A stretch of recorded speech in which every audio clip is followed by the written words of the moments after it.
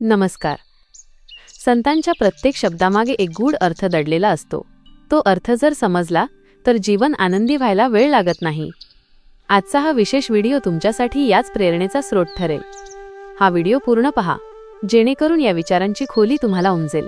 जर तुम्हाला हा प्रयत्न आवडला तर अभिप्राय द्यायला विसरू नका आणि पुढच्या भागात तुम्हाला कोणत्या संतांची वाणी ऐकायला आवडेल हे कमेंटमध्ये नक्की सांगा. मित्रांनो, तुम्ही कधी अनुभवलंय का की डोळे मिटल्यावरही तुम्हाला तेच दिसतंय ज्याची तुम्ही ओढ धरलीये? संत बहिणाबाई म्हणतात, उघडोनी नेत्र पाहे जेव्हा पुढे तंव दृष्टी पडे पांडुरंग. आजच्या या धावपळीच्या युगात जेव्हा आपलं मन हजार ठिकाणी भरकटलेलं असतो, तेव्हा हा अभंग आपल्याला मनाची एकाग्रता आणि खऱ्या सुखाचा मार्ग कसा दाखवू शकतो? आजच्या व्हिडिओमध्ये आपण संत तुकारामांच्या एका अशा शिष्येचा प्रवास पाहणार आहोत, जिला स्वप्नातही विठ्ठल आणि तुकोबाच दिसायचे. हा व्हिडिओ शेवटपर्यंत पहा, कारण यात लपलंय तुमच्या मानसिक शांततेचं गुपित. प्रत्येक चरणांचा भावार्थ खालीलप्रमाणे. 1. ध्यास आणि दृष्टी, विजन अँड फोकस. उघडोनी नेत्र पाहे जेव्हा पुढे तंव दृष्टी पडे पांडुरंग. त्या काळी समाजात अज्ञान आणि कर्मकांडाचा अंधार होता. बहिणाबाई सुचवतात की जेव्हा विवेकाचे डोळे उघडतात तेव्हा माणसाला चराचरात एकत्व, Pandurang as a symbol of unity दिसायला हवे. नैतिक धडा, बाह्य जगातील गोंधळापेक्षा अंतरातील ध्येय महत्त्वाचे आहे. उदाहरणे, एखादा विजनरी लीडर, उदाहरणार्थ रतन टाटा, जेव्हा नफ्यापेक्षा सामाजिक मूल्य समोर ठेवतो तेव्हा त्याला प्रत्येक व्यवसायात केवळ पैसा न दिसता माणूस दिसतो. हीच ती पांडुरंग दृष्टी होय. सोशल मीडियाच्या आभासी जगात वावरताना जेव्हा एखादी व्यक्ती मोबाईलवरून नजर हटवून डोळे उघडून समोरच्या जोडीदाराच्या डोळ्यात पाहते तेव्हा तिथे जिव्हाळा दिसणे हाच खरा पांडुरंग आहे. 2. ध्यासाचे सातत्य, कन्सिस्टन्सी ऑफ थॉट. देखिली पंढरी ध्याना तेची येत जयराम दिसत दृष्टी पुढे. पंढरी हे त्याकाळी समतेचे प्रतीक होते. समाजात वावरताना आपल्या मनात समतेचे आणि न्यायाचे ध्यान असणे गरजेचे आहे. डिजिटल युगातील प्रासंगिकता, आजच्या अटेन्शन इकॉनॉमीमध्ये आपले चित्त विचलित आहे. हा अभंग आपल्याला डीप वर्क आणि एकाग्रतेचे महत्त्व शिकवतो. उदाहरणे, मुलांच्या संगोपनात आईवडील जेव्हा सतत संस्कारांचे ध्यान ठेवतात तेव्हा त्यांना बाहेरील फॅशनेबल जगापेक्षा मुलांचे भविष्य स्पष्ट दिसते. सोशल मीडिया इन्फ्लुएन्सर्सनी केवळ लाईक्सच्या मागे न धावता लोकशिक्षणाच्या ध्यासाने आशय कॉन्टेंट निर्माण करणे. 3. गुरु आणि मार्गदर्शक, मेंटरशिप अँड इन्फ्लुएन्स. ब्राह्मण स्वप्नांत देखिला तो जाण, त्याची आठवण मनीन वाहे. येथे ब्राह्मण हा शब्द जातीवाचक नसून ब्रह्म जाणणारा, दी एनलाइटन्ड वन या अर्थाने आला आहे. समाजात ज्ञानी लोकांचे मार्गदर्शन मिळणे ही प्रगतीची पहिली पायरी आहे. नैतिक धडा, आपल्या आयुष्यात एक असा मेंटॉर असावा ज्याचे विचार आपल्याला स्वप्नातही प्रेरणा देतील. उदाहरणे, स्टार्टअप क्षेत्रात नवीन उद्योजकाने केवळ स्वतःच्या अहंकाराने न चालता अनुभवी मार्गदर्शकाच्या मेंटॉर सल्ल्याने वाटचाल करणे. एका शिक्षकाने विद्यार्थ्याच्या मनावर अशी छाप पाडणे की तो विद्यार्थी मोठेपणी संकटात असताना शिक्षकाची आठवण काढून योग्य निर्णय घेऊ शकेल. 4. स्मरणातून वर्तणुकीत बदल, बिहेवियरल ट्रान्सफॉर्मेशन. न दिसे आणि नेत्रांपुढे जाण, नामाचे स्मरण मनी राहे. समाजात अनेक प्रलोभने असतात, पण ज्याचे मन आपल्या तत्वावर नाम स्थिर आहे तो भ्रष्टाचाराला बळी पडत नाही. डिजिटल युगातील मूल्य, फोमो फिअर ऑफ मिसिंग आउटच्या काळात स्वतःच्या कर्तव्यावर लक्ष केंद्रित करणे. उदाहरणे, एखादा कर्मचारी कंपनीच्या गोपनीय माहितीचा सौदा करू शकत नाही कारण त्याच्या मनात त्याच्या नैतिक मूल्यांचे नाम स्मरण असते. कौटुंबिक कलहात, रागाच्या भरात काहीही न बोलता संयमाचे स्मरणाचे दर्शन घडवणे. 5. वारसा आणि संस्कृतीचे संवर्धन, लेगसी अँड हेरिटेज. पूर्वील हरिकथा ऐकिल्या होत्या त्या मनीन मागुत्या आठवती. इतिहास आणि जुन्या कथा केवळ मनोरंजनासाठी नसून त्या भविष्यातील संकटांवर मात करण्यासाठी केस स्टडीज म्हणून वापरणे. उदाहरणे, शिवाजी महाराजांच्या किंवा महापुरुषांच्या कथा वाचून आजच्या तरुणांनी स्वराज्य म्हणजे केवळ सत्ता नसून सुराज्य, गुड गव्हर्नन्स आहे हे समजून घेणे. जुन्या यशस्वी बिझनेस मॉडेल्सचा अभ्यास करून आजच्या एआय युगात त्यांचा कल्पक वापर करणे. 6. अद्वैत आणि समता, non duality and social inclusion. तुकोबाची पदे अद्वैत प्रसिद्ध, त्यांचा अनुवाद चित्त झुरवी. अद्वैत म्हणजे मी आणि समोरचा वेगळा नाही. हा सामाजिक समतेचा सर्वोच्च विचार आहे. तुकोबांच्या विचारात जातीभेद, लिंगभेद यांना स्थान नव्हते. डिजिटल युगातील समस्या, सायबर बुलिंग आणि ट्रोलिंग थांबवण्यासाठी अद्वैत, मी समोरच्याच्या जागी असतो तर, हा विचार महत्त्वाचा आहे. उदाहरणे, बॉस आणि शिपाई यांच्यातील मानवी नात्यात अद्वैत असणे, जिथे दोघांनाही समान आदर मिळतो. सासू आणि सून यांच्यातील नात्यात अद्वैत आले की मी आणि तू हा संघर्ष संपून आम्ही हे कुटुंब उरते. 7. मूल्यांचा आनंद आणि परमोच्च सुख, द जॉय ऑफ व्हॅल्यूज. बहिणी म्हणे तुका गुरु सहोदर, भेटता अपार सुख होय. जेव्हा आपल्याला असा समाज किंवा व्यक्ती मिळतो जो आपल्या मूल्यांशी मिळताजुळता आहे, तेव्हा तो आनंद वैकुंठा समान असतो. आजच्या मटेरियलिस्टिक जगात माणसाला गॅजेट्समध्ये सुख मिळते आहे, पण बहिणाबाई सांगतात की माणसात आणि विचारात सुख शोधा. उदाहरणे: जेव्हा एखादी टीम मिळून एखादे कठीण ध्येय गाठते, तेव्हा मिळणारा टीम स्पिरिटचा आनंद हा बोनसपेक्षा मोठा असतो.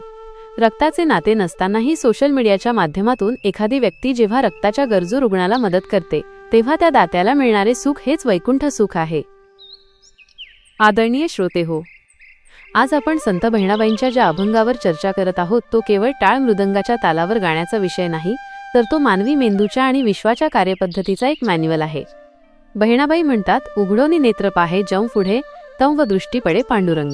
मित्रांनो, आपण म्हणतो आधी पहावे आणि मग विश्वास ठेवावा, सीइंग इज बिलिव्हिंग. पण हा अभंग सांगतो आधी भाव ठेवावा, मग तसे दिसू लागेल. Believing is seeing. विज्ञानाच्या भाषेत सांगायचे तर आपले डोळे केवळ 10% माहिती बाहेरील जगातून घेतात. उरलेली 90% माहिती आपला मेंदू आपल्या पूर्वानुभवातून आणि विचारांतून तयार करतो. जर तुमच्या मनात पांडुरंग म्हणजेच सकारात्मकता आणि प्रेम असेल, तर तुम्हाला काट्यातही फूल दिसेल. हा दृष्टिकोनाचा बदलच तुमचे आयुष्य बदलू शकतो. बहिणाबाईंना तुकोबांचा छंद लागला आहे. आजचे विज्ञान सांगते की आपण ज्या वातावरणात राहतो आणि ज्यांचे विचार ऐकतो, त्याचा परिणाम आपल्या जनुकांवर जीन्स होतो. याला एपिजेनेटिक्स म्हणतात. तुकोबांच्या अद्वैत पदांचा अनुवाद जेव्हा बहिणाबाईंच्या मनात घोळतो, तेव्हा त्यांच्या शरीरातील रासायनिक प्रक्रिया बदलतात. संतांची संगत म्हणजे सकारात्मक व्हायब्रेशन्सच्या संपर्कात येणे. जेव्हा तुम्ही चांगल्या विचारांच्या संपर्कात येता, तेव्हा तुमच्या शरीरातील डोपामाइन आणि सेरोटोनिन सारखे आनंदी हॉर्मोन्स वाढतात. बहिणाबाई तुकोबांना सहोदर आणि सद्गुरू मानतात. विज्ञानात आपण याला मिरर न्यूरॉन्सची संकल्पना म्हणू शकतो. जेव्हा आपण आपल्या आदर्श व्यक्तीला पाहतो किंवा ऐकतो, तेव्हा आपले मेंदूचे पेशी त्यांच्यासारखेच वागण्याचा प्रयत्न करतात. तुकोबाची भेटी होईल ते क्षण, वैकुंठा समान होये मज. हे वैकुंठ म्हणजे आकाशातील कोणतीही जागा नसून ती मनाची एक अवस्था आहे, जिथे द्वंद्व संपते आणि केवळ फ्लो स्टेट उरते. सध्याच्या युगात या अभंगाचा विचार आणि सुसंगतता, आजच्या डिजिटल आणि धावपळीच्या युगात हा अभंग अत्यंत महत्त्वाचा ठरतो. एक फोकस. आज माणूस चहूबाजूंनी माहिती आणि गोंगाटाने वेढलेला आहे. नामाचे स्मरण मनी राहे. हे सूत्र सांगते की जर आपण मनाला एका चांगल्या विचारावर फोकस केंद्रित केले, तर बाह्य गोंगाटाचा आपल्याला त्रास होणार नाही. 2. मार्गदर्शन, मेंटरशिप. आज इंटरनेटवर माहिती खूप आहे, पण ज्ञान देणारे गुरु कमी आहेत. बहिणाबाईंची तुकोबांप्रती असलेली ओढ ही एका चांगल्या मेंटॉर किंवा गाईडच्या शोधासारखी आहे, जो आपल्याला आयुष्याचा खरा अर्थ सांगू शकेल. 3. सामाजिक एकता, सोशल युनिटी. तुकोबांचे अद्वैत तत्वज्ञान सांगते की सगळ्यांमध्ये एकच तत्व आहे. आजच्या काळात जेव्हा जात, धर्म आणि भेदाभेद वाढत आहेत, तेव्हा दुसऱ्यातही तोच पांडुरंग पाहणे हा विचार सामाजिक एकता टिकवण्यासाठी गरजेचा आहे. 4. मानसिक सुख, मेंटल हॅपीनेस. चित्त झुरणे किंवा तोष होणे या भावना आपल्याला सांगतात की भौतिक वस्तूंपेक्षा गॅजेट्स, मनी, साहित्यातील किंवा कलेतील आनंद अधिक टिकाऊ असतो. अभंग वाचनाने किंवा ऐकण्याने मिळणारा आनंद हा डोपामाइनच्या तात्पुरत्या आनंदापेक्षा श्रेष्ठ आहे. 5. ध्येयाचे स्वप्न, विजन. जसे बहिणाबाईंना स्वप्नात तुकोबा दिसले, तसे आपल्या स्वप्नात आपले ध्येय दिसणे आवश्यक आहे. जोपर्यंत एखादी गोष्ट आपल्या ध्यानी मनी स्वप्नी येत नाही, तत्पर्यंत आपण ती साध्य करू शकत नाही. थोडक्यात सांगायचे तर हा अभंग म्हणजे इंद्रियांकडून अंतरात्म्याकडे जाण्याचा प्रवास आहे. डोळे उघडून जे दिसते ते नश्वर आहे, पण डोळे उघडून जेव्हा पांडुरंग, शाश्वत सत्य दिसू लागतो, तेव्हाच माणसाचे जीवन सार्थकी लागते. या अभंगातून आपण काय शिकावे? जसे बहिणाबाई सतत नामस्मरण करतात, तसे आपल्या ध्येयाचे स्मरण करा. तुमचे विचारच तुमचे जग घडवतात. Your thoughts create your reality. सर्वांमध्ये स्वतःला पाहणे शिका. यामुळे द्वेष संपेल आणि विज्ञानाने सिद्ध केलेली वैश्विक एकात्मता आपल्याला अनुभवता येईल. हा अभंग ऐकल्यानंतर तुमचा दृष्टिकोन असा बदलावा की तुम्हाला प्रत्येक कणामध्ये ती ऊर्जा, पांडुरंग दिसावी. अध्यात्म हे विज्ञानाचे हृदय आहे आणि विज्ञान हा अध्यात्माचा देह आहे. या दोन्हीचा मेळ घातला की मानवी जीवन खऱ्या अर्थाने समृद्ध होते. अभंगाचे मानवी जीवनातील महत्त्व. आजच्या काळात आपण विचलित, डिस्ट्रॅक्टेड आहोत. बहिणाबाईंना जसे डोळे उघडल्यावर पांडुरंग आणि तुकोबा दिसतात, तसेच आपल्याला आपले ध्येय दिसले पाहिजे हे यातून शिकता येते. आयुष्यात योग्य दिशा दाखवणारा मार्गदर्शक किती महत्त्वाचा असतो हे या अभंगातून समजते. तुकोबाची ऐकेन कानी हरिकथा हे वाक्य सांगते की चांगल्या विचारांच्या श्रवणाने मनाला समाधान मिळते. आधुनिक उदाहरण.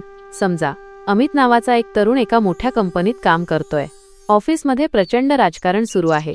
बॉस ओरडत आहेत आणि त्याच्या कामाचे श्रेय दुसरेच कोणीतरी घेत आहे. घरी आल्यावर कौटुंबिक कुरबुरींमुळे तो त्रस्त आहे. अशा वेळी हा अभंग त्याला काय शिकवतो? बहिणाबाई म्हणतात, तुकोबाचा छंद लागला मनासी. अमितने जर बाहेरील गोंधळापेक्षा त्याच्या छंदाला किंवा त्याच्या मूल्यांना व्हॅल्यूज महत्त्व दिले तर बाहेर कितीही वादळ असले तरी त्याचे अंतर्मन स्थिर राहील. जेव्हा तो डोळे उघडून पाहिल तेव्हा त्याला शत्रूमध्येही एक माणूस दिसेल, पांडुरंग दिसेल. ऑफिसमधील राजकारण हे केवळ एक स्वप्न मानून त्यातून अलिप्त राहणे, हेच बहिणाबाईंच्या स्वप्नी देखिला या ओळीचे आजचे प्रॅक्टिकल रूप आहे. नवीन पिढीसाठी अभंगाचा संदेश. आजच्या भाषेत सांगायचे तर हा अभंग म्हणजे वाइब चेक आणि हायर कॉन्शियसनेस बद्दल आहे. आज आपण एका अशा विषयावर बोलणार आहोत जो कदाचित तुम्हाला ओल्ड स्कूल वाटेल, पण तो खरं तर अल्टिमेट सेल्फ केअर आहे. संत बहिणाबाईंचा हा अभंग म्हणजे 17व्या शतकातील एक मॅनिफेस्टेशन डायरी आहे. आपण नेहमी फिल्टर्स लावून जग पाहतो. हा अभंग म्हणतो, तुमचा इगो फिल्टर काढून टाका. जेव्हा तुम्ही सामनेच्या माणसात दोष शोधण्याऐवजी त्याच्यातील एनर्जी, पांडुरंग पाहता, तेव्हा तुमची पीस ऑफ माइंड लेव्हलअप होते. आज आपण पॉडकास्ट ऐकतो, इन्फ्लुएन्सर्सना फॉलो करतो, पण बहिणाबाई म्हणतात असा मेंटॉर शोधा ज्याचे विचार तुमच्या डोक्यात 24/7 ऑन लूप राहतील. तुकाराम महाराज हे त्यांचे थॉट लीडर होते. नामाचे स्मरण मनीन राहे हा जुना शब्द आहे. आज आपण याला फोकस किंवा डीप वर्क म्हणतो. हजारो नोटिफिकेशनच्या जगात एका विचारावर टिकून राहणे हीच खरी साधना आहे. बाहेरच्या पार्टीत जाण्याचा FOMO, fear of missing out सोडला की आतमध्ये जो आनंद मिळतो तो म्हणजे वैकुंठ. जेव्हा तुम्ही तुमच्या कामात किंवा ध्यानात इन द झोन असता तेव्हा तुम्हाला बाह्य जगाची गरज उरत नाही. हा अभंग म्हणजे केवळ भक्तिगीत नाही, तर तो माइंडसेट मास्टरीचा क्लास आहे. स्वतःच्या आत डोकावून पहा, उघडोनी नेत्र, तुमचा पर्पज शोधा, तुकोबाचे ध्यान, आणि मग बघा आयुष्य किती सॉर्टेड वाटतं. आजची कृती.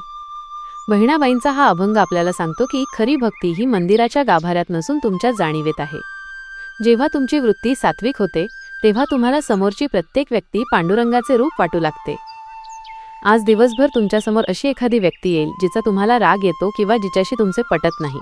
आज त्यांच्याशी वाद न घालता केवळ शांत रहा. मनातल्या मनात म्हणा, यांच्यातही तोच पांडुरंग आहे जो माझ्यात आहे. पहा, तुमचा दिवस किती समाधानाचा जातो. धन्यवाद. तुमच्या मनातील एखादा आवडता अभंग किंवा संतांची शिकवण कमेंटमध्ये नक्की लिहा. आपण त्यावर नक्कीच चर्चा करू. संतांच्या या दरबारात तुम्ही सहभागी झालात त्याबद्दल खूप खूप आभार. पुंडलिक वरदा हरी विठ्ठल. पंढरीनाथ महाराज की जय. भेटूया पुढच्या व्हिडिओमध्ये. तोपर्यंत रामकृष्ण हरी.